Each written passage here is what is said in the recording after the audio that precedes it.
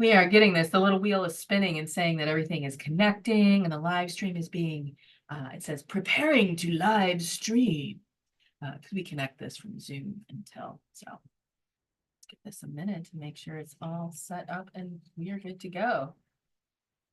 Cool. I think we were ready. So hey everyone, welcome back. I think it has been a week. I didn't record last week. Life has been very crazy. I don't know about for the rest of you, but yeah, life has felt very crazy, strange, and weird. And so we're going to talk about a very weird, unusual, maybe. And I even like hesitated this morning when I was laying in bed and kind of talking to Spirit about what we would talk about today. I was just like, really? This is what you want me to talk about? Because this is pretty deep. And super interesting. But we're talking about timelines today. We're going to talk about timelines.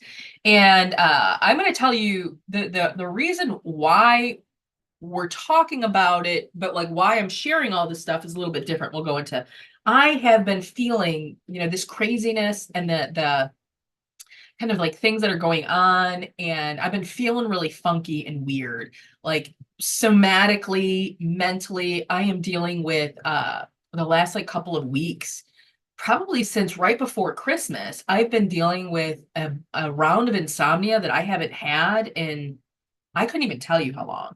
I've always dealt with insomnia my entire life, even as a child, but it's been really bad. The other thing too, I have a very dear friend and they've been going through some changes and feeling really funky. And every time I kind of lean in and ask, from a me perspective or anybody else, like what's going on, Spirit keeps telling me that I'm like in between timelines. So I'm like, okay, we're going to talk about that today.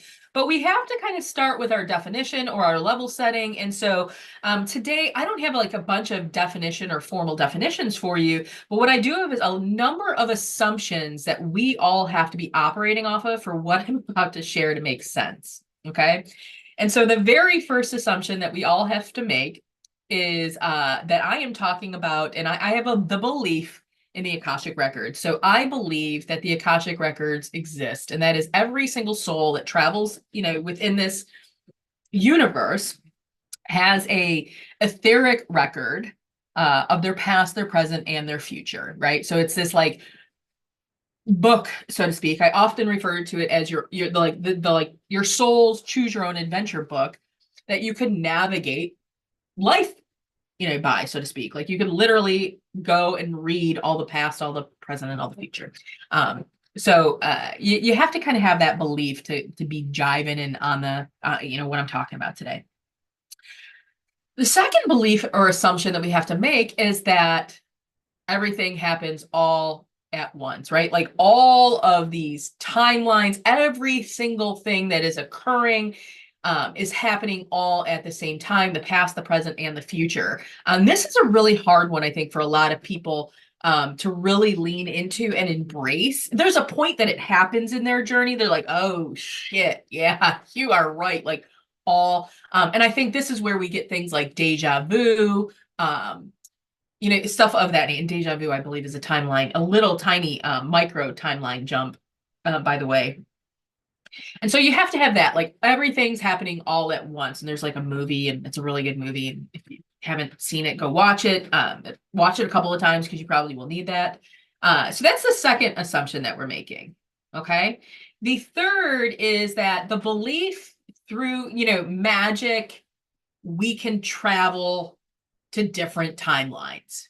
We can adjust, and we have this ability, like the magician has the ability to change and influence and shape the timelines, right, that we were on.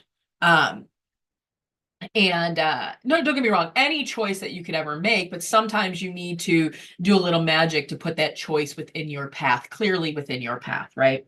So we have to operate on those three assumptions or those three beliefs. And so I will then share with you, what do I mean by a timeline specifically? Okay. And so a timeline to me is a certain path as to which you take within your Akashic records. Okay. It is the linear path that you are taking. So even though everything is happening all at once at the same time and all that kind of stuff, there's still this, like in the 3D space, we have this 3D reality we live in of this linear time concept, okay? So a timeline is that path that you have taken in your choose your own adventure book, okay? The reason why I am sharing all of this with you and why I spent 5 minutes trying to level set and make sure that we're all coming from the same place. And, if you've dropped, me and, I don't really care. I guess there's some people that are going to drop off. They're like, this is a bunch of hoopla. I don't believe any of this. That's cool. But if you're even still sticking around and you are questioning or wondering or like, is this real? Could this possibly be?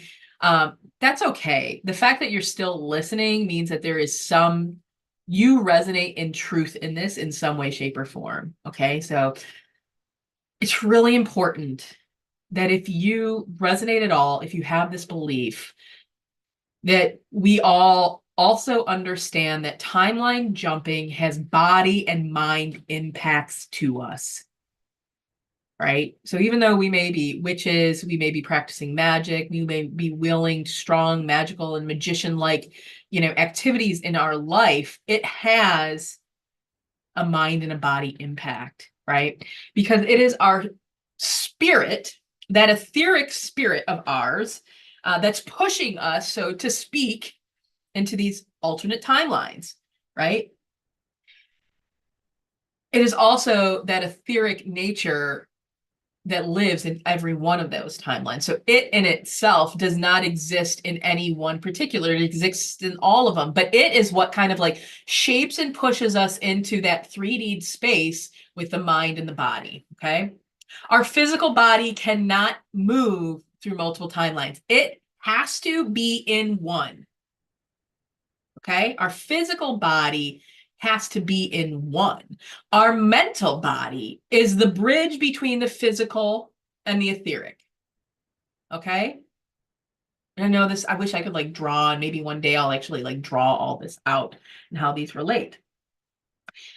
So our mental body builds that bridge, right? And so our mental body is sitting there with it, with, this connection into that etheric. And it's like, oh, I'm loving all of them. And this is why we can like astral travel. This is why we can go to all sorts of various different places, right? We use our psychic abilities attached to that mind, that pineal gland, right? All that great, amazing stuff. And our mental body builds that bridge and can take us to anywhere within that etheric space, right? But what happens, and this is what I'm talking about, is when we are intentionally trying to shift the physical body into a new timeline, the mental body is like connected at some point to both, right? Sometimes it's really easy, like that deja vu, it's a quick switch over, hey, you're into this other timeline. But if you are doing drastic magic, if you by chance, you were homeless at some point and you did a spell to try to get you to become the president of the United States, do you truly think your physical body is just going to feel, right, like, okay? I mean, we're talking like a very drastic change there. So I just want you to imagine.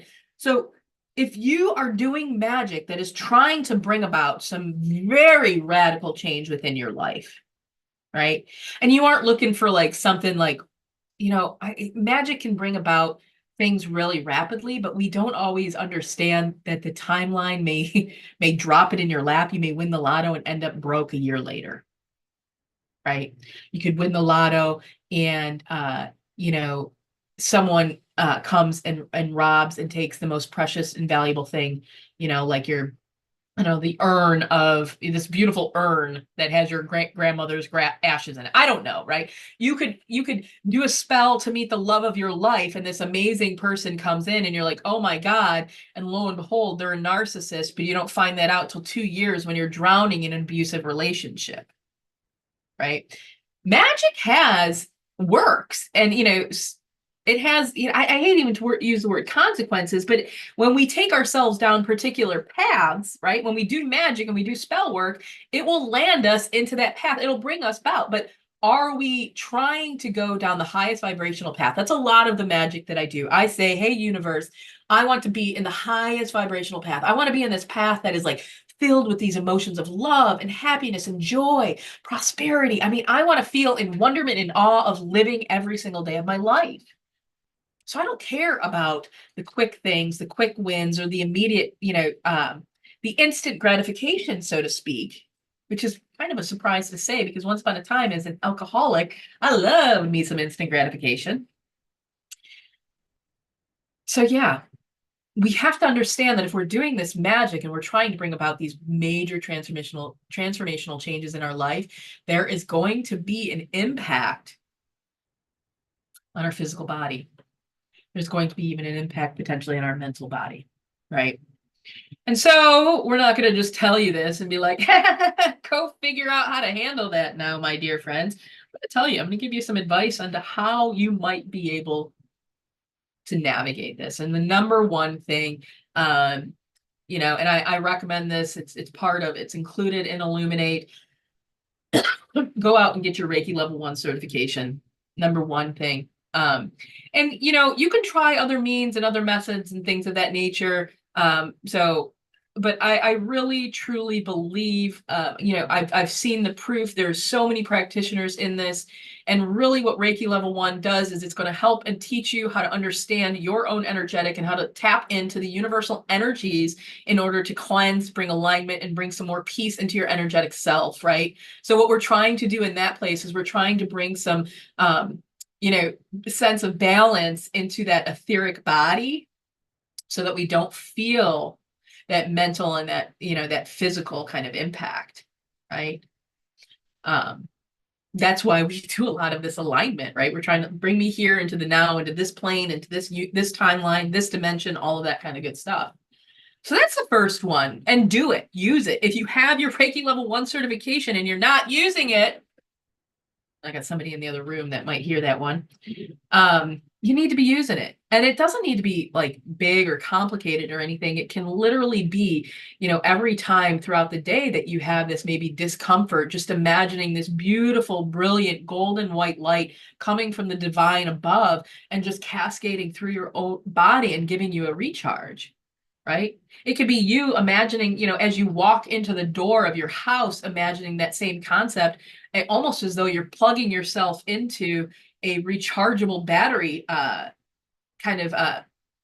receptacle, so to speak. There are ways to be able to leverage and use it. And the cool thing, the reason why I love it is because when you combine some of your psychic abilities and your belief in magic, you can actually do some pretty amazing stuff with Reiki, right?